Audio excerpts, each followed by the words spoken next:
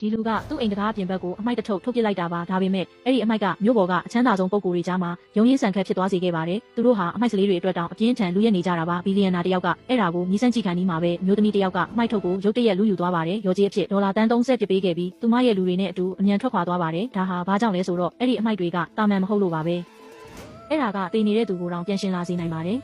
ကမ္ဘာအချမ်းသာဆုံးပုဂ္ဂိုလ်ကဒီအကြောင်းကိုသိသွားတဲ့အခါအဲ့ဒီလူကိုသူ့စီချက်ချင်းခေါ်ဆောင်လာခိုင်းပါတယ်ဘာမှမတွေးပဲအဖိုးခအဖြစ်ရွှေကီလိုဂရမ်200ပေးပြီးသူ့သမီးကိုကယ်တင်ပေးဖို့တောင်းပန်ပါတယ်ဒါပေမဲ့အဲ့ဒီလူကသူလုံနိုင်ပါမလားဆိုတာမသေးချာလို့ညှင်းဆိုဖို့စူးစမ်းခဲ့ပါတယ်အဖိုးခနဲနေတယ်လို့ထင်သွားတဲ့ဘီလီယံနာကဒေါ်လာ1ဘီလီယံတန်နဲ့ကပ်ပြားအမီတစ်ခုကိုထုတ်ပေးပြီးထပ်မံတောင်းပန်ပါတယ်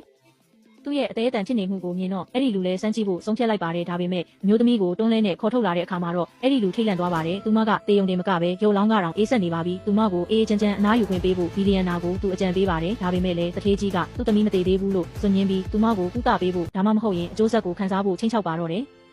အနေရရှိမှန်းတည်သွားတဲ့အဲ့ဒီလူကအရှုံးပေးလိုက်ပြီးအမြန်ထွက်ပြေးဖို့စူးစမ်းပါတယ်ဒါပေမဲ့ဘီလီယံနာကသူ့ရှေ့ကိုရုတ်တရက်ရောက်လာပြီးသူ့အသက်နဲ့ရော်ကြေးပေးရမယ်လို့ကြိမ်းသွားပါတယ်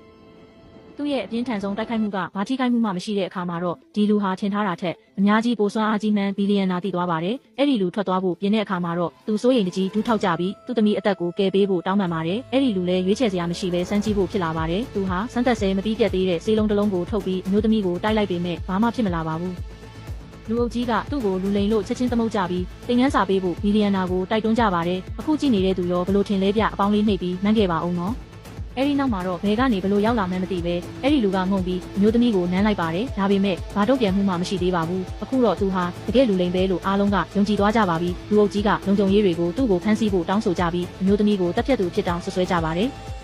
လုံခြုံရေးတွေကသူ့ကိုဖမ်းခေါ်သွားတော့မယ့်အချိန်မှာပဲဒီမျိုးသမီးဟာမှော်တက်လိုမျိုးအဲ့ဒီနေရာမှာတင်ချက်ချင်းပြန်လဲရှင်